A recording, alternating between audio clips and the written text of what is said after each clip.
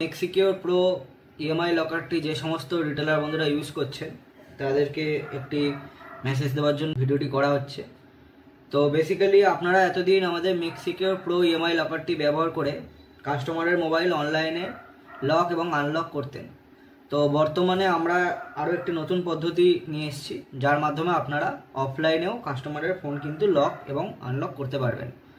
তো এই লক এবং আনলক অফলাইনে করার জন্য সর্বপ্রথম আপনাকে আপনার প্লে স্টোরে যেতে হবে। প্লে স্টোরে গিয়ে আপনার যে মেক্সিকিওর প্রো অ্যাপটি আপনার মোবাইলে রয়েছে সেই অ্যাপটিকে আপডেট করতে হবে। আমাদের এই মোবাইলে অলরেডি অ্যাপটি আপডেট করা রয়েছে। তো আপডেট করার পর আপনি যখন প্লে স্টোর থেকে মেক্সিকিওর প্রো অ্যাপ্লিকেশনটিকে ওপেন করবেন, তো ওপেন করার পর প্রথমে আমরা এখানে লগ ইন করে নিচ্ছি।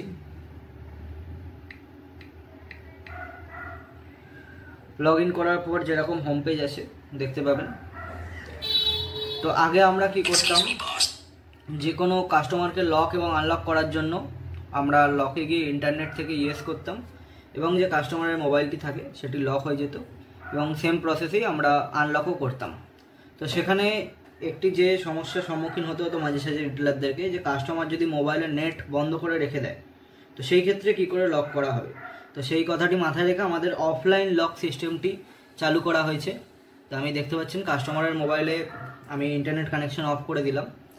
তো ইন্টারনেট কানেকশন অফ করার পর আমি কিভাবে মোবাইলটিকে লক করব, তো তার জন্য সবার আগে আপনাকে আপনার মোবাইলের সেটিংসে চলে যেতে হবে। সেটিংসে গিয়ে যে কানেকশন রয়েছে সেখান থেকে আপনাকে সিম কার্ড ম্যানেজারে যেতে হবে এবং সিম কার্ড ম্যানেজারে আপনারা দেখতে পাবেন যাদের ফোনে দুটি করে সিম রয়েছে, কলস এবং টেক্সট মেসেজের জন্য সিম 1 বা সিম 2 ওখানে মেনশন করা থাকে। তো সেইখানে আপনারা কোন সিমটিকে সিলেক্ট করবেন, তো আপনাদেরকে সেই সিম কার্ডটিকেই সিলেক্ট করতে হবে যেই নাম্বারটি দিয়ে আপনারা প্রথম আমাদের মেক্সিকিওর প্রোতে নিজেদেরকে রেজিস্টার করিয়েছিলেন। সেই নাম্বারটি আপনারা আপনাদের অ্যাপের মধ্যেই পেয়ে যাবেন। আপনাদের প্রোফাইলে গেলে আপনারা দেখতে পাবেন যে কোন নাম্বার দিয়ে আপনাদের অ্যাকাউন্টটি খোলা হয়েছিল। তো সেই নাম্বারটি দিয়েই কিন্তু আপনাকে এই SMS লকের যে ফিচারটি রয়েছে সেটা ব্যবহার করতে হবে। তো এই ফোনে যেহেতু একটি সিম রয়েছে তো এখানে সিলেক্ট করার কোনো অপশান নেই। তো আপনারা এখানে সেই রেজিস্টার নাম্বারটি যেই সিমে রয়েছে 1 বা 2 সেটাই সিলেক্ট করে নেবেন।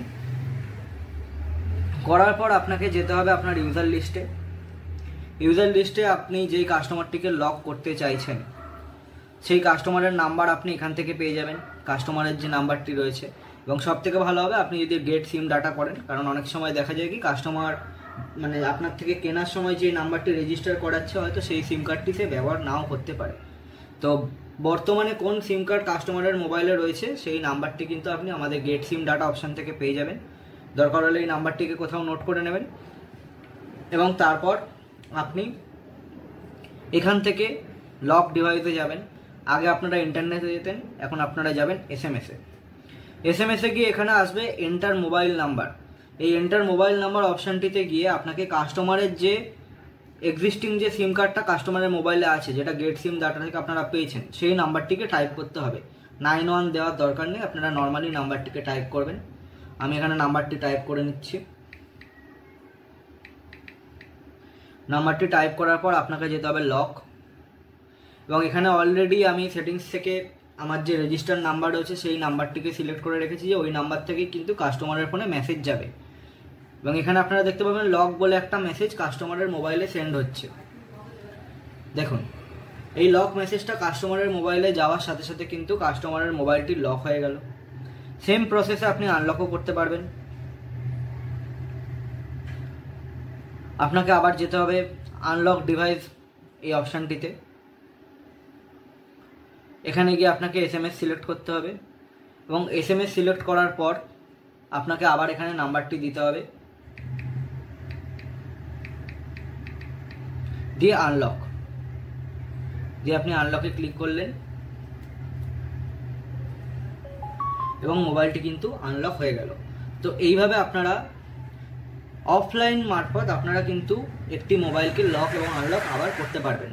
কিন্তু এই যে পদ্ধতিটি রয়েছে এটা ইউজ করার আগে যখনই কোনো কাস্টমারকে আপনারা নতুন রেজিস্টার করছেন, নতুন কাস্টমারদেরকে সবার আগে কিন্তু আপনারা ইন্টারনেটের মাধ্যমে লক এবং আনলকটা করবেন, তারপরেই কিন্তু এই যে অফলাইন লক সেটিকে ইউজ করবেন।